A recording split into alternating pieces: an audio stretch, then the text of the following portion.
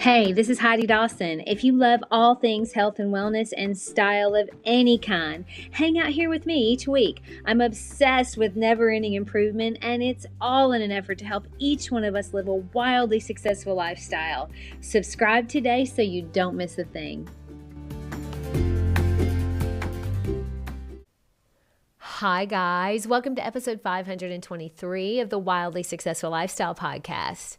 What's going on out there? Are you finding that the more you're aware of your thoughts, the better you're able to see why you do what you do and why you feel the way you feel? I mean, our thoughts create our reality in every single way. If we're miserable, we're doing that. If we're excited and joyful, we're doing that too. So which way are you feeling a majority of the time? If you don't like the answer, the solution is in your thoughts. Okay, so over the holidays, we always have a big dinner at our house, and I'm usually the one putting it all together with Eric's help and getting it ready while Eric is making sure all of our family has what they need. I'm usually busy making the dinner or actually putting it out because we do order lasagna, but I make a special lasagna too, so there's a lot going on, and there's a lot of people. And so Eric plays host while I get all of the food out and get it all ready. He's as busy as I am. We work really well together, and I'm grateful for that. So when the time comes to sit down for dinner and everyone has a drink but me, I was like, so I jumped up and I got one, and then I sat back down and we had a wonderful dinner. I didn't think anybody noticed, and I certainly didn't think anything about it. So a couple weeks later, I did a podcast where I talked about how we have all these thoughts about other people and how they affect not only us, but the other person as well. Well, after listening to the episode, Molly, my baby sister, told me how that night at Christmas dinner, she had all these thoughts about me and how she was worried that I was mad because I was so busy doing everything. And then maybe I was upset because she had noticed that I didn't have a drink and I had to get up and get my drink all by myself. And she had noticed, but she was blocked in. She was sitting in the banquette in between people and couldn't get out to get the drink for me, or I know she would have. But she noticed that. And she thought, oh no, she's been working so hard. And then she didn't have a drink when we sat down. And when she told me those were her thoughts, it really surprised me because I had no idea she was thinking all of that. But at the same time, it wasn't accurate at all. Like, I wasn't mad at all about doing all those things. It's just part of what I do. I mean, it's part of what I do on that particular night anyway. And yes, it's hectic because there are a lot of people, but I would have it no other way. But see, in her mind, she was worried I was upset because I was doing all the work for dinner and then I didn't even have a drink when we sat down. So I told her, I was like, no, I loved every minute, even though at points it was a little stressful, making sure it's all right. And I don't have an expectation that anyone should wait on me. So I wasn't mad at all that I had to get my own drink. I just really don't get upset easily. Living that way gives me a lot of freedom. Wayne Dyer talks about in his book, Real Magic, where he says, asking nothing of anyone gives you a true sense of freedom. Whenever you're about to be upset or angry at someone, stop yourself with the statement, they owe me nothing. I expect nothing of them. I'll just accept them where they are right now. Now, some of you may think that's not possible, or it feels kind of unreasonable or cold or harsh.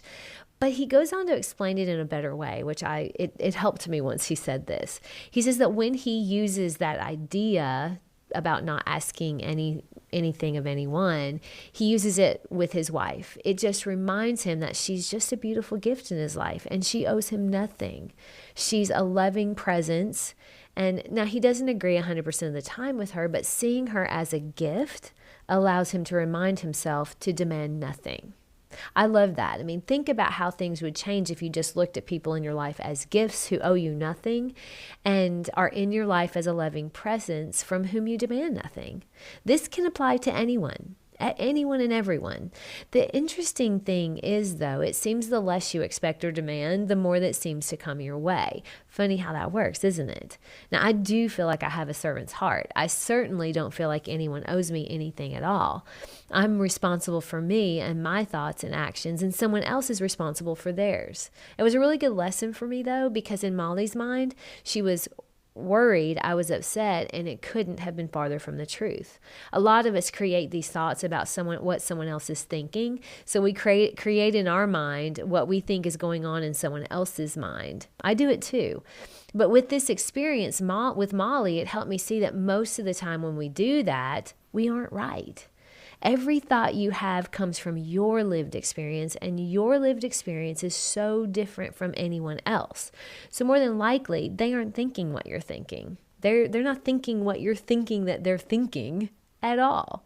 Scott Adams says that when we do that, we're actually trying to mind read, and we're not good at it. We're not good at it at all.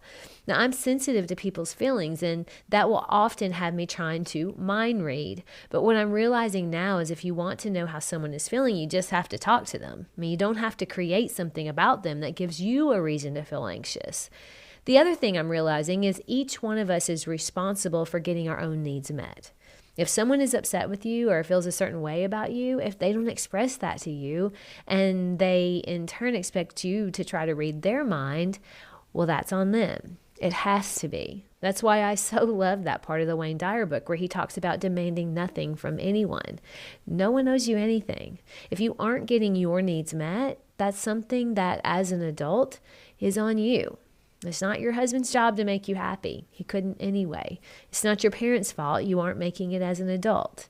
It's not your friend's job to make you feel included. You see, when we assign our internal happiness to something or someone external, life simply becomes a roller coaster. So yeah, I don't expect anyone to wait on me, even if I'm busy. But I also would never allow myself to be treated poorly. That hasn't always been the case, but I have simply realized through meditation and mindset work that no one can correctly read my mind. So no one knows what I'm thinking or how I'm feeling but me. And it's on me to get any needs met, or to at least make it clear that that's what I want.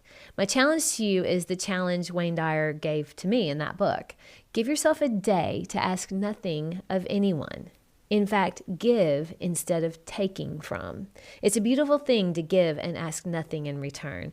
Do that for a day and see if life feels a little different, a little brighter. Share this with 3 people who give more than they take. I love you guys. I'll talk to you in a few days.